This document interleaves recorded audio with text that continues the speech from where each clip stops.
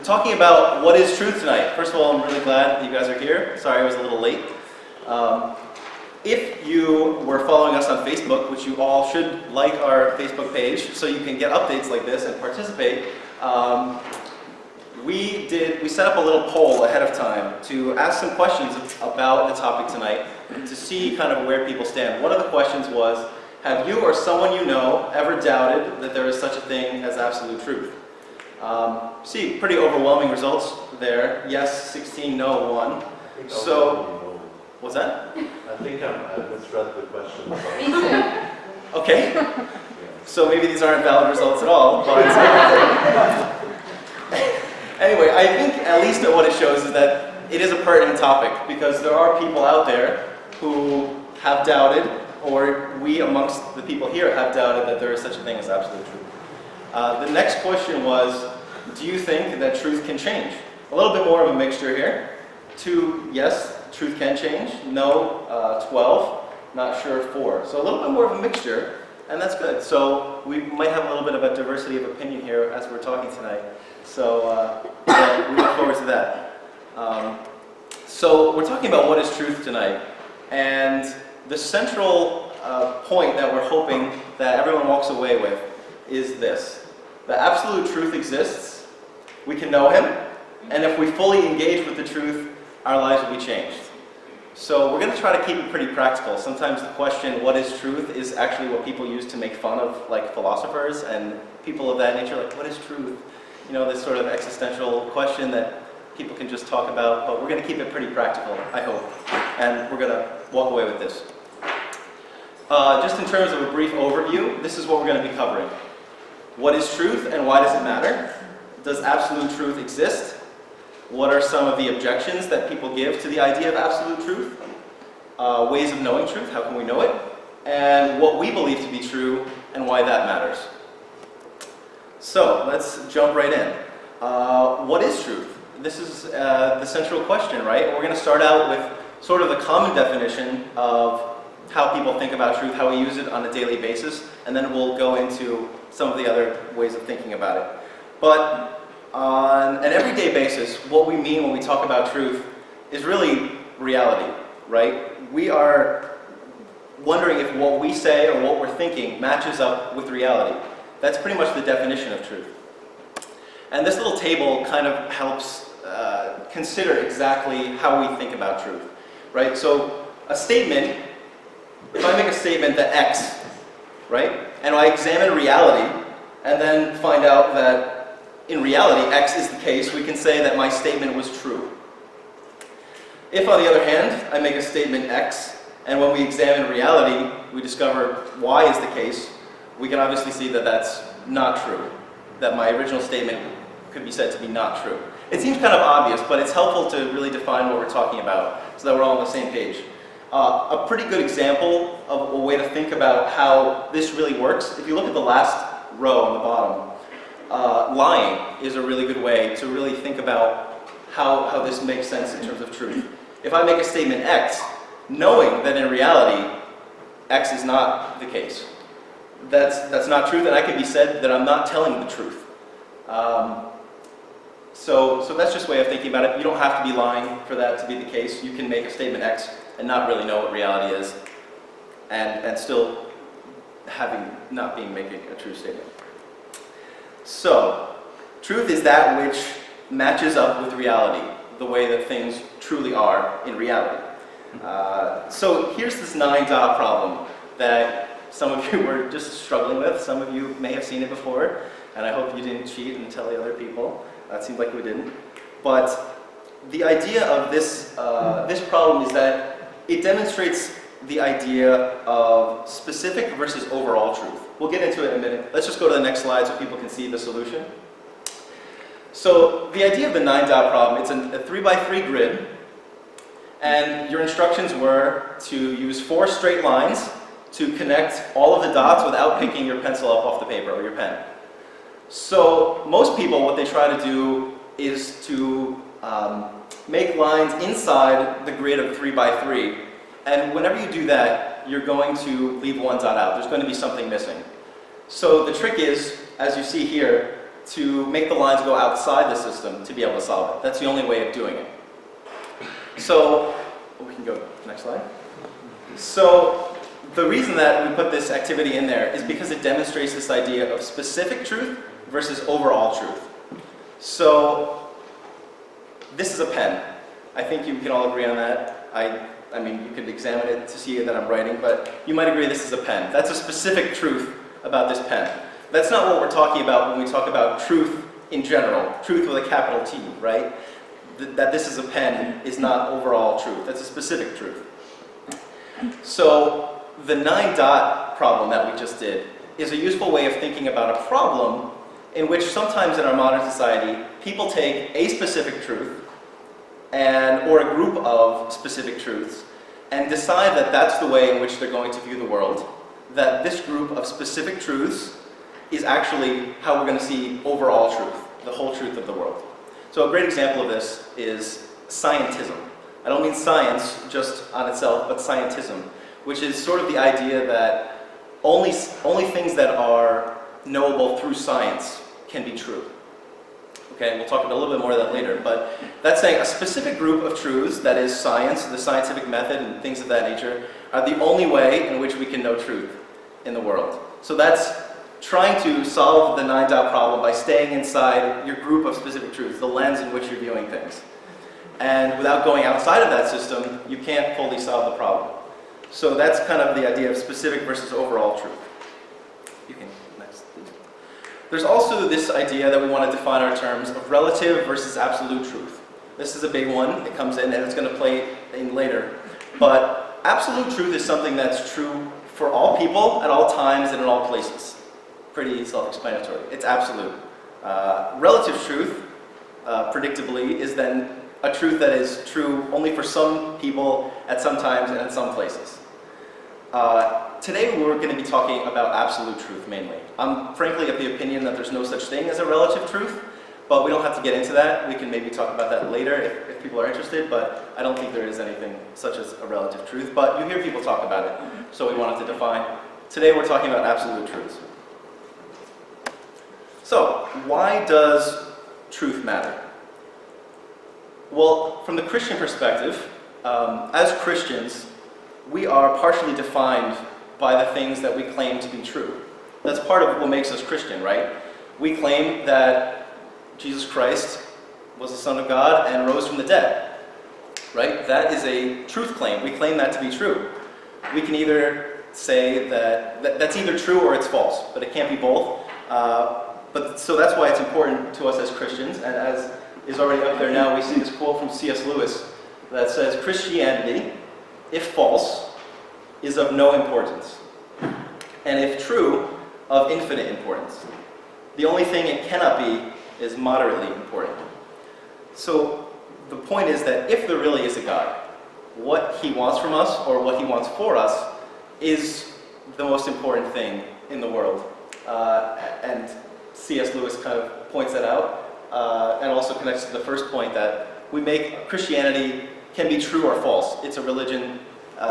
It's something that can be true or false. So that's kind of how it matters to us as Christians in that identity, but it also, truth matters on a more practical level. And as I talk about it on a more practical level, I'm going to move into the idea of whether truth exists. So, just going to give a spoiler alert. If you are hoping that it would be a dramatic build-up and we'll wait to the end to figure out whether there's truth or not, I'm sorry, but truth actually does exist. So I just wanted to give that spoiler alert. And I think the evidence that shows us that truth exists is pretty much common sense evidence. I don't think it takes any kind of special knowledge to know. So, on a daily basis, we all behave as if truth exists. Every day, the way that we act, the way that we interact with others, we act as if truth exists. We get mad when people lie. Why? If there's no such thing as truth, they're not really lying, as we saw with the table. They can't be misrepresenting a reality or a truth that doesn't exist. We love to learn, and many of us may be students still, but we're all still learning. But learning doesn't really mean anything if there's no truth to be learned. So, we can't even really imagine a world in which truth doesn't exist. It's actually very difficult to imagine, and it's kind of entertaining actually to imagine. Like, imagine going to the bank and trying to withdraw $10,000 from your account when there's only $47 in your account. You might find this message from the teller to kind of, she might be frightened of you and tell you to just move along. But at any rate, truth also matters on a personal basis. And it matters on a personal basis. You can see that by imagining having a conversation with someone and actually doubting 100% that everything they were telling you is true. Number one, you couldn't really have a conversation like that. It would pretty much drive you mad. Think about having a conversation, or the last conversation you had with someone, probably here tonight.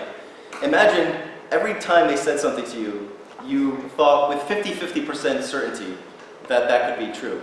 No, we don't act like that. This is not how we walk through life. We assume that there is a truth that someone is telling us. Whether we think they're lying or not, we still think there is a reality that they could be communicating to us. So, truth affects our relationships. Think of right now in your mind your best friend or someone very close to you. And think about how you feel about that person. And now imagine that you found out that that person had at one point in their life murdered someone. It probably, regardless of how strongly you feel about that person, and whether there's circumstances or whatever, it will change the way you feel about and think about that person.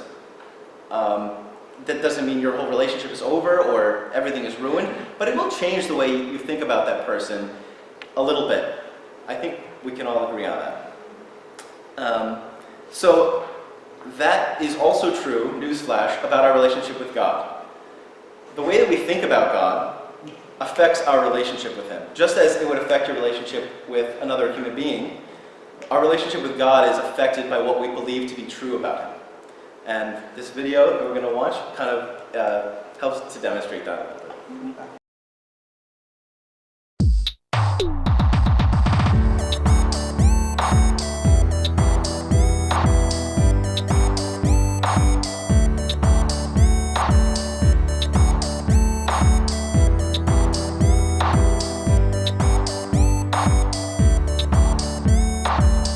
I've come to learn that theology matters, and it matters not because we want a good grade on a test, but because what we know about God shapes the way we think and live. What you believe about God's nature, what He is like, what He wants from you, and whether or not you will answer to Him, affects every part of your life. Theology matters because if we get it wrong, then our whole life will be wrong. I know the idea of studying God often rubs people the wrong way. It sounds cold and theoretical, as if God were a frog carcass to dissect in a lab, or a set of ideas that we memorize like math proofs. But studying God doesn't have to be like that. You can study Him the way you study a sunset that leaves you speechless. You can study Him the way a man studies the wife he passionately loves. Does anyone fault Him for noting her every like and dislike? Is it clinical for Him to desire to know the thoughts and longings of her heart, or to want to hear her speak? Knowledge doesn't have to be dry and lifeless. And when you think about it, exactly what is our alternative? Ignorance? Falsehood? We're either building our lives on the reality of what God is truly like and what He's about, or we're basing our lives on our own imagination and misconceptions. We're all theologians. The question is whether what we know about God is true. Okay, so the point of that video, which kind of reiterated what we had just been talking about, is that truth matters for more reasons than just so we can be right, so we can win arguments, or so that we can feel good about our intelligence or being right.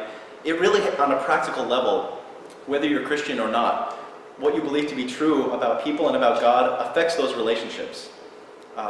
It affects how we think about God, how we live our lives. It really has a lot of practical value. And this is why Orthodox Christianity is so dedicated to preserving the faith without change, because even small changes in how we think about God or what we believe about God affects the way that we relate to Him. So we'll touch a little bit more on that later. So we'll change gears right now a little bit.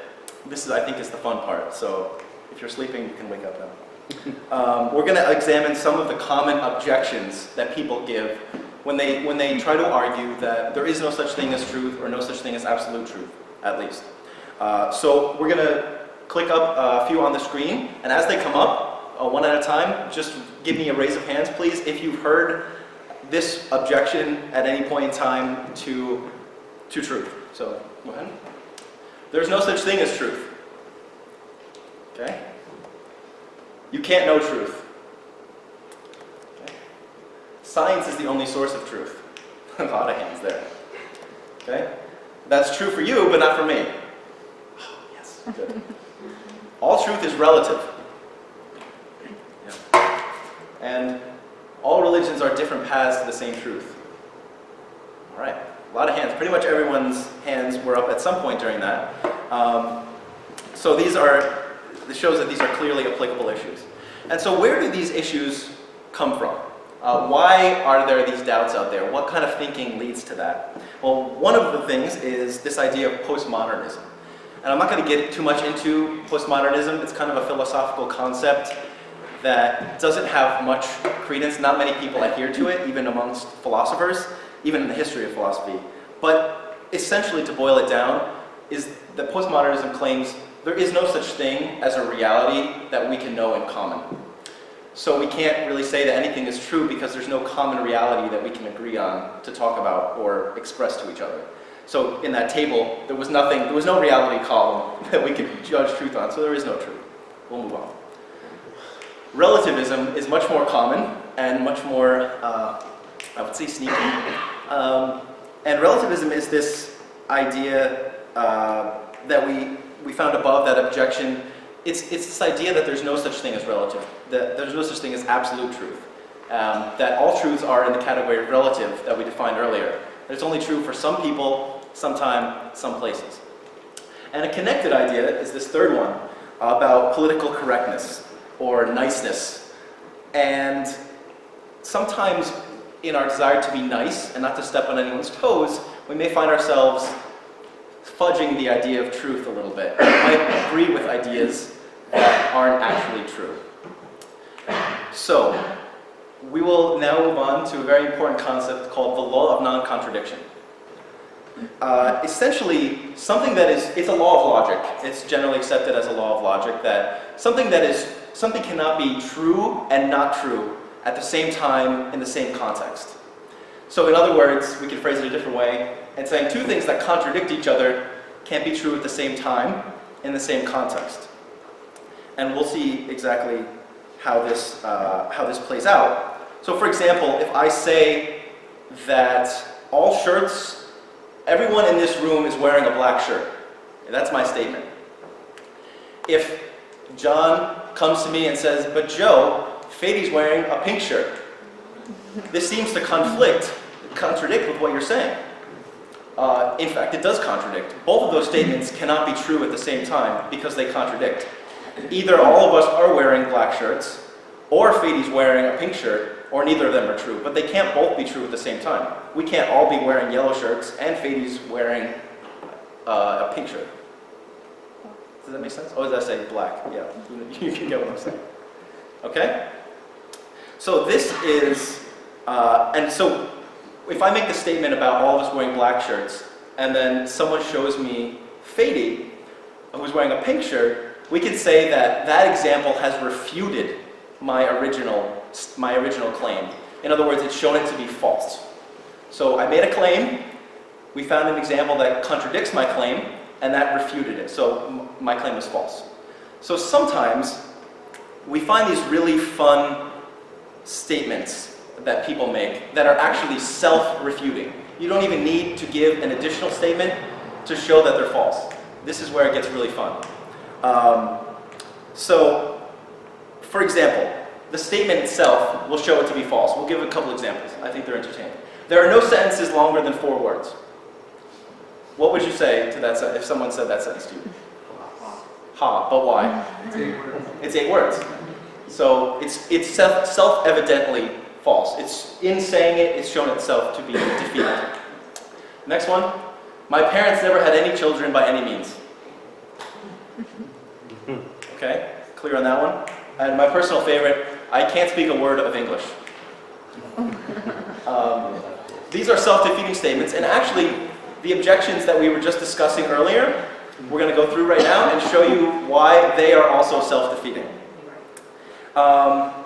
So let's say, oh, you can go to the next one. So first of all, let's just give an example to make sure we're all on the same page. If I said to you that at 5 p.m. today, my heart rate was 50 beats per minute, what is something, anything that I could not also say about my heart rate at 5 p.m. today? Yeah, that it was 100 beats per minute. Anything, that it was different. Anything other than that, I couldn't claim both of those things at the same time. Okay? We're good. So, to this objection that we talked about that many of us said we'd heard before, let's practice turning the statement back onto itself. What would you say to someone if they said there's no such thing as truth? That's not true. Or is that true? You can turn that question right back on them. Is that true? Okay? Next one. You can't know truth. What do you say to someone that says you can't know truth? What's that? Same idea. How do you know? How do you know that? If you can't know truth, why are you making a truth claim? Okay. Next one. My personal favorite. What would you say to someone?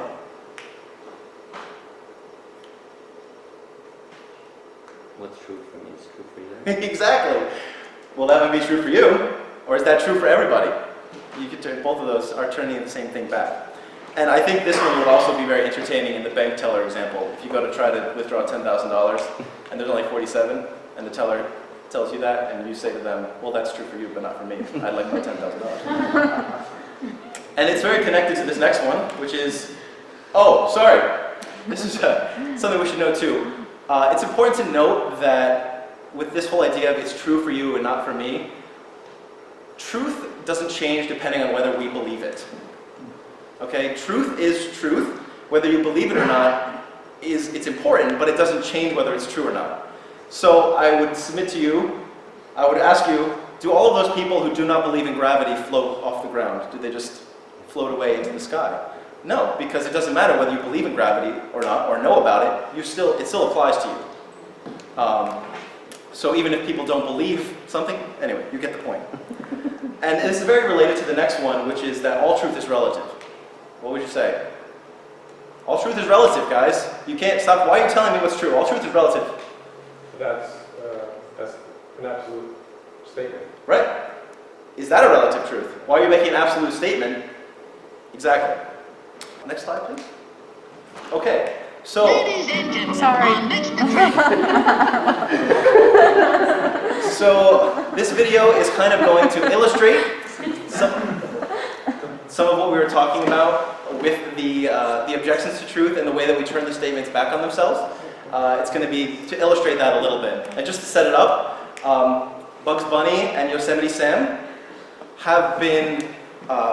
Yosemite Sam has been trying to force Bugs Bunny to jump off a high dive into a small pool of water for about 3 minutes before this scene takes place, and continues to be frustrated. So I guess we'll leave it at that. Ladies and gentlemen, our next attraction.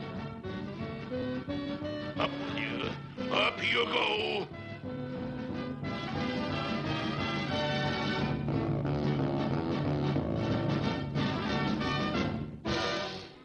Why, where is he? Where's the critter at? What's up, Doc? Great horny toads! What are you doing down there upside downy? I'm not upside down, Doc. You are. Look.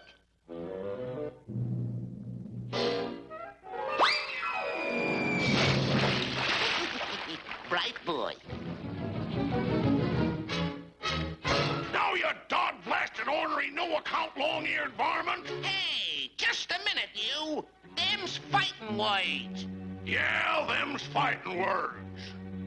I dashed you to step across this line. I'm a-steppin'.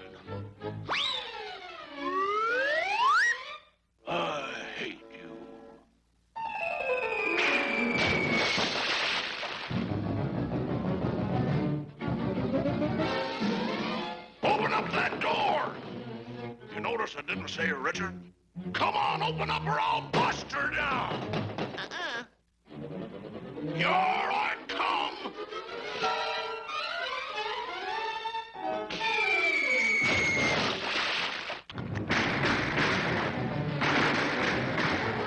Quick, him go that way. You take him shortcut. Hit him off and pass. Ugh. Thank you, stranger.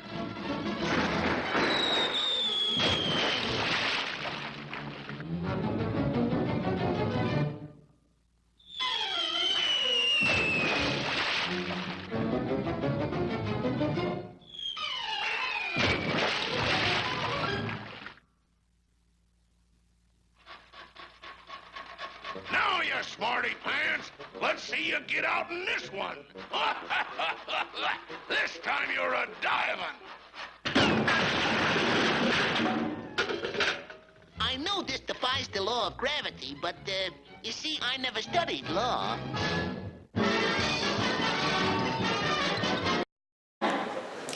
So basically I just put that in there to kind of illustrate some of the frustration that we can feel when we're having conversations of this type with people and you just feel like you're not on the same page, like the basic laws of things don't apply to you and everything's kind of upside down. And in that often you can expect when you're having conversations with people who object to the idea of truth, they're often very dedicated to their perspectives, and even when presented with the evidence, even when you may turn those statements back on them, they may choose to hang there in midair even though everything that supports them has fallen to the ground, defying the laws of logic and everything that we kind of know. They continue to stay there hung in midair. So we'll move on, and by the way, I think we're just going to hold questions until the very end because I'm looking at the time and we have still a little bit more to cover. So thank you for that. Go ahead, Sam. So there's this objection also that all religions are different paths to the same truth. And this really goes back to the idea of relativism that we were talking about. And unfortunately, even amongst Christians, I would say, this is even more of a challenge than some others. Because, for example, as Orthodox Christians, when we're talking to the secular world, we might be able to have a discussion about what is true. Did Jesus really rise from the dead? We can have a conversation about that and talk about those things. When we're talking to other Christians, sometimes we fall into this idea of relativism. And even I'm going to tell the story about ecumenical, like a cross-church meeting that from people from different churches. And basically, instead of having a discussion about what they all believe to be true, they all kind of wanted to emphasize that they all really believe the same thing. And this is, I think, due to this sort of mistaken idea of the idea of tolerance that's present in our world, that it goes back to political correctness also, that we don't want to step on anyone's toes, so let's not even have a discussion about what's true. But remember, because of the law of non-contradiction, both of those things can't be, they both can't be true at the same time. So conflicting claims, we can have a conversation about that. That's, I think, what's really important. And I want to say that Orthodoxy, we do claim to preserve the fullness of God's truth, but I just want to emphasize that we don't mean that in an arrogant way, and that we don't claim it's because we're more intelligent or smart or we have some kind of special knowledge or anything of that nature, that we humbly thank God for His gracious willingness to reveal Himself to us, especially in the incarnation of Christ most directly. So, just to emphasize that. So, let's get down to it. How can we know truth? And it's useful to think about these things by 4 objects. This is how we're going to talk about knowing truth. A rock, a man, an idea, and God. I do not know who that man is. That's why I picked him. So let's start out with a rock. How do we know about a rock? We can do experiments. We can take it in the lab. We can analyze its molecular contents, things of that nature. We can know about it with our senses and feel it, and that's pretty much where our knowledge about that rock stops, what we can gain directly from the rock. We can't talk to it, or if we're talking to it, that might be a problem. But, so obviously that's different than how we can know about a man. So obviously we have the sensory information that we had from the rock that we can also use to know about a person. We can hook someone up to a machine, test their brain waves. We can, analyze their stomach contents and do a lot of different things to them. But there's also some things about a human that you can't know just by sensory information, just by doing tests.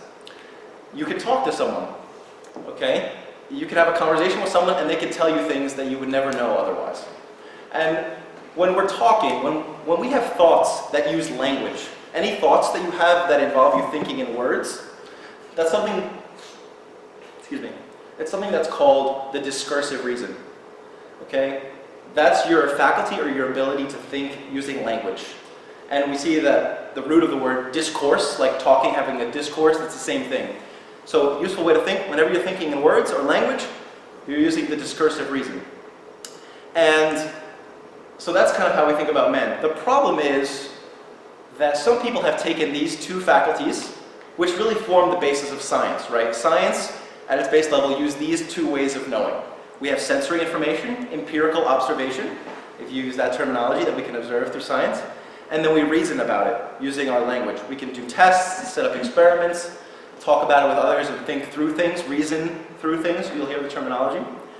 And so that's why science uses these two faculties, and they say that outside of these two faculties, we can't know truth. Outside of these two abilities, let's say, we can't know anything outside of them. So what does that remind you of? Someone saying we take this specific truth and nothing outside of that is knowable. The 9-dot problem, right? This is a classic example of the 9-dot problem. Taking a specific truth and saying, now we're going to assume that this is the overall truth, that we can know everything through these two ways of knowing. So this is kind of a problem with that. And some have even tried to show that ideas, let's take for example beauty, can be completely known through those two faculties, through something like the scientific method. Now an idea like beauty, I think if you think about it, you'll realize that what science can tell us about beauty is not a full picture of what beauty really is. When you experience a beautiful sunset or a beautiful painting, what scientists can tell you about that painting is that mathematicians can tell you that the golden ratio, which is something identified by the ancient Greeks, a certain mathematical spacing of things, is more pleasing to the eye. They can tell you their theories as to why, when you look at a person's face, certain facial features might be interpreted by you as more attractive, or facial symmetry might be why you determine beauty. But I seriously doubt that knowing intellectually some of the reasons that you might think something is beautiful is going to help you, is going to really improve your experience of a Van Gogh painting, or a sunset, or the beauty of of a loved one. So the point is, to get to the matter of it, that science can't fully, with these two methods, explain even something like an idea. They can't fully capture what that idea is, or that concept that we experience. So if it can't even fully account for an idea, when we move on to God, that's even more becomes even more of an issue. Because God is not just an idea. God's certainly not like a rock. And he's not just a human being sort of up in the sky that we can understand the same way that we understand human beings. So the question is then, how do we know about God? Well, going back to the time of Plato, even, the beginning of real philosophy at its birth, and leading up through the Bible and the Church Fathers, there's always been this idea that there's another way of knowing beyond our thoughts that we have in words and our sensory data. And the term that the Church Fathers and Plato also gave to this was the nous, N-O-U-S. Who's heard of the nous before? Okay, Abuna has. That's fantastic. Okay, so a few of us. That's good. The nous can be a little bit difficult to understand because we don't talk about it that much. But essentially, the nous is a sense of awareness or being able to perceive something without language. It's an intuitive almost, I don't want to say instinctual, but it's an intuitive perception of something, an awareness, a sense of awareness. So this is a very small example, but when you're writing a check, you might be thinking about what you need to do in writing that check, but you're also, in some sense, aware of what you're doing. At any time, you can be aware of what you're doing. Right now, I'm aware that I'm standing here speaking to you, but I'm sure you've driven places, and when you get there, you have no recollection of the process of driving there. Your mind was completely, all of your attention and your awareness was completely somewhere else. You were not focused on what you were doing at that time. This sense of awareness is sort of akin to the nous. And it's how the church fathers talk about us being able to be aware of God and to know God in a way that doesn't involve necessarily scientific evidence or sensory data, but we can be aware of God in that way. And so this concept does come up in the New Testament. It's not something that someone just made up at some time. It is biblical as well. For who knows the verse, do not be conformed to the pattern of this world, but be transformed by the renewing of your mind. Okay? The word mind there is actually nous. And unfortunately, the word nous is kind of not very helpfully translated as mind in most translations of the Bible. Because the way that the church fathers talk about the nous is actually part of our soul. It's our upper soul, the higher abilities of our soul to be aware of God. They talk about that also with the, as opposed to the lower soul, which they call the epsiki. So this is, the epsiki is where our temporal desires and those kinds of thoughts about everyday things, our reasoning, our lower reasoning, probably the discursive reasoning take place. And here's a quote from St. Irenaeus during the 2nd century that says, "For nous is that which is itself chief and highest, and as it were the principle and source of all understanding." So St. Irenaeus is telling us here is that this is really the utmost way that we can know. It's not something lower or something that we should be forgetting. It's really the highest way that we could possibly know things. The reason I think that we're not often aware of this idea of the nous is because the fathers talk about, and it's scriptural also, that the nous has become clouded. It's become broken, actually. If we think about it as a way of knowing God, it's been broken because of our sins. When we separate ourselves from God, our nous is clouded and we can't see Him as clearly. We can't perceive Him as clearly. Kind of like when you spend a lot of time with a person, you can perceive them more clearly, you can understand them more clearly, you know them better. The same is true of God. The things that distract us from God, the things that cloud our nous or our ability to see God, are our passions and our desires, the lusts of this world, if you want to use that terminology. And I personally think that that's why in our culture, it's so common that our culture is becoming increasingly non-religious, just in general, or non-spiritual at all. People not thinking about spiritual truths or transcendent truths, things that may transcend reality, big ideas, because our ability in our culture, in our world that we live in, to indulge our desires, our bodily desires, the encouragement to overindulge, and our access to those things is growing all the time, and we're actually encouraged to do that. So, while as those things grow, our ability to see and perceive God kind of goes down. Our nous gets more clouded. And by the way, if you've ever wondered why the church has this why the life of the church exists, why the church is not just something that you go to church on Sunday and leave and that's it, why we have prayer, the hours of prayer, the agbeya, and fasting, and confession and repentance, and obviously the Eucharist. All of this whole life of the church taken together, the reason we partake in all of that together, is really meant to heal our nous. It's really meant to heal our ability to see God. When we draw close to God through all of those means, we perceive God more clearly. Not necessarily in a transcendent way. We don't have a conversation with Him, perhaps. Maybe we do at some times, but we perceive God more clearly. Oh, so this is just to represent how the nous is when we use the noose correctly, we look inside of ourselves. So the fathers talk about turning your noose inward. And when we look inside of ourselves and also participate in the life of the church, we become aware of God in a very distinct way.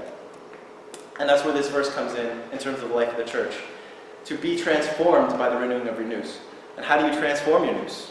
How do you renew your mind? The life of the church exists for that reason. That's the way that we are able to have our noose cleansed and to see and perceive God more clearly. So, go ahead, Sam. So, what is the truth? Now that we've discussed ways of knowing truth, different kinds of truth and all of that, and let's say we use all these ways of knowing, including the noose, what is it that we actually can know? What is the truth that we will find?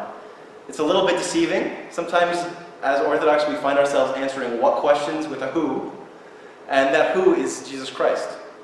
Who is the truth? Many references in the Bible refer to Christ as the truth. And here we're really talking about overall truth. Who is the overall truth of the universe? The absolute truth. What is that? And that is Christ. Let's pull up the verses now, please. I am the way, the truth, and the life. The verse we all know. Christ referring to himself here as the truth. And perhaps an even more insightful or appropriate verse for what we're talking about is this second verse from John 1. That all things were made through him, and without him was not anything made that was made. So we see that our world, our universe, was created according to God, according to Christ, who is the truth. I know that's abstract, so let's make it concrete.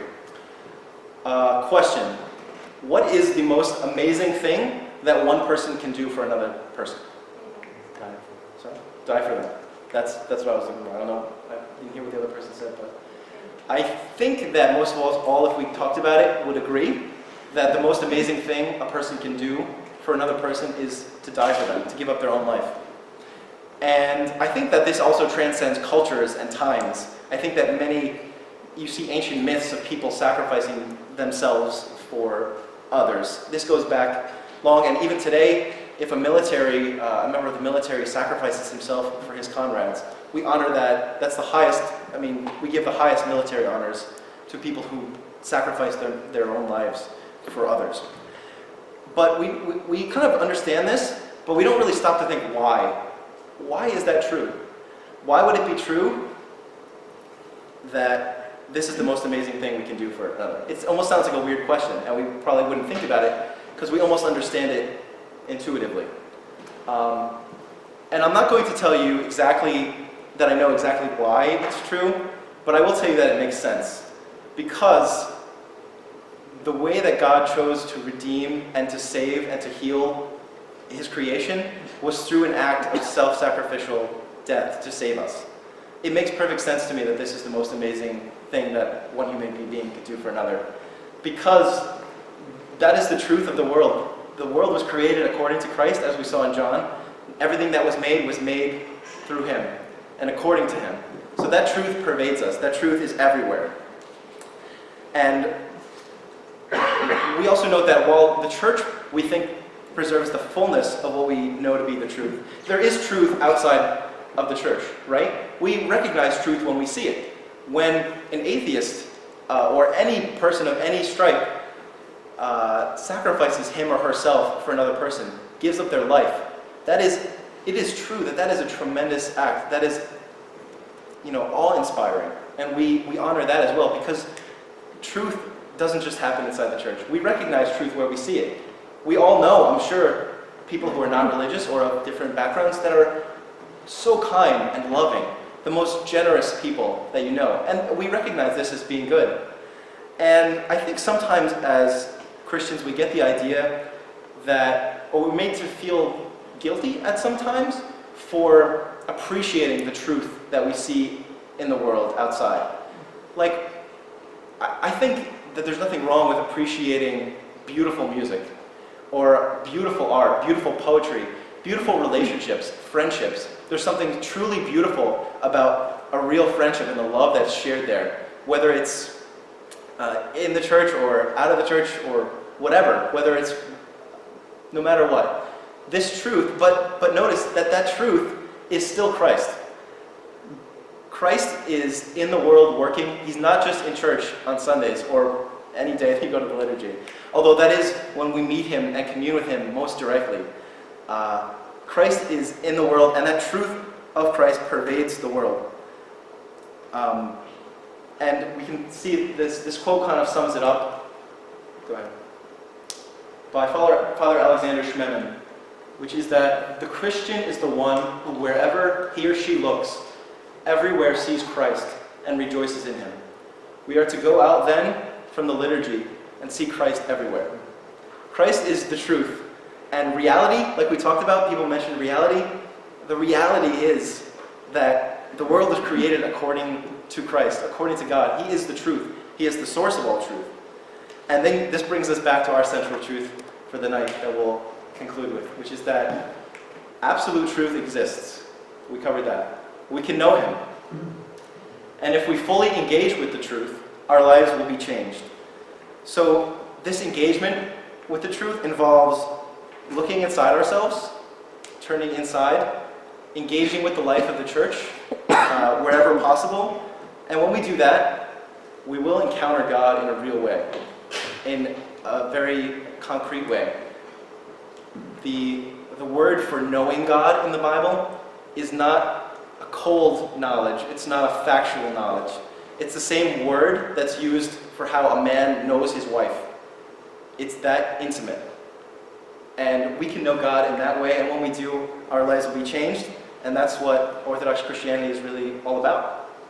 Thank you.